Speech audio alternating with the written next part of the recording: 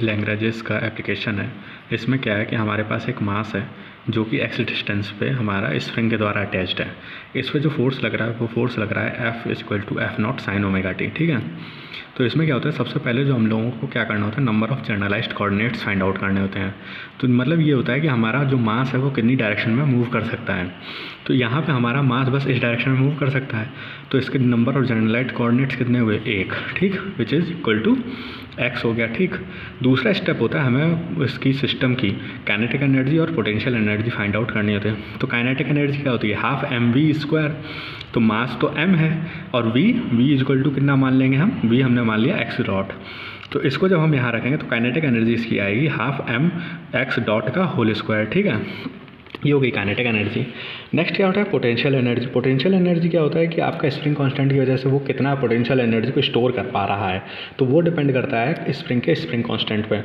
तो वो जब आपका स्प्रिंग एट रेस्ट कंडीशन पे, उस पर कोई फोर्स नहीं लग रहा, तो वो कितना हो जाएगा, 0।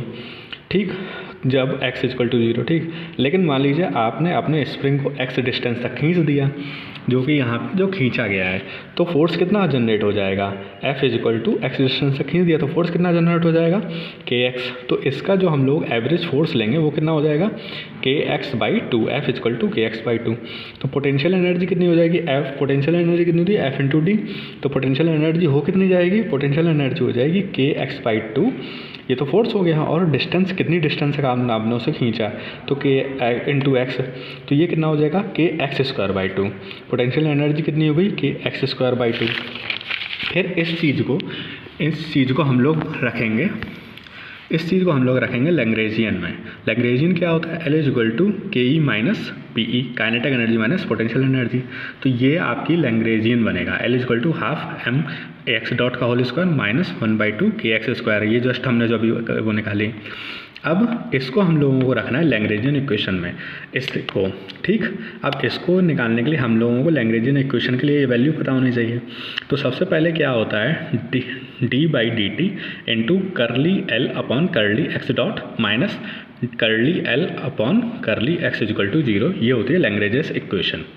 ठीक है, तो सबसे पहले तो जो हमारी ये इक्वेशन निकली है, ये इक्वेशन जो निकली है, इसको हम लोग x डॉट के रिस्पेक्ट में पार्शियली डेरिवेटिव करेंगे।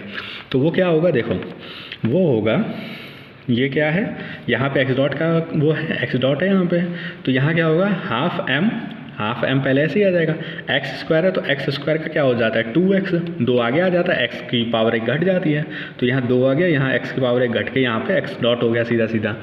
इस 2 से इस 2 को काटा तो curl L upon curl x dot कितना हो जाएगा, mx डॉट।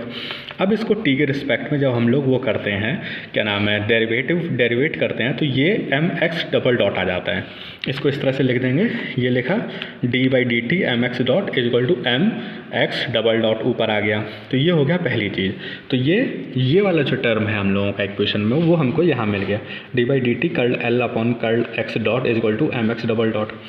नेक्स्ट क्या स्टेप है, नेक्स्ट कौन सा हमें पैरामीटर चाहिए, curl L upon curl x। वो क्या है, curl L upon curl x = हम लोगों को, मतलब इसको अब x, इस इक्वेशन को, इस वाली इक्वेशन को अब x के रिस्पेक्ट हम लोगों को डिफरेंशिएट करना है।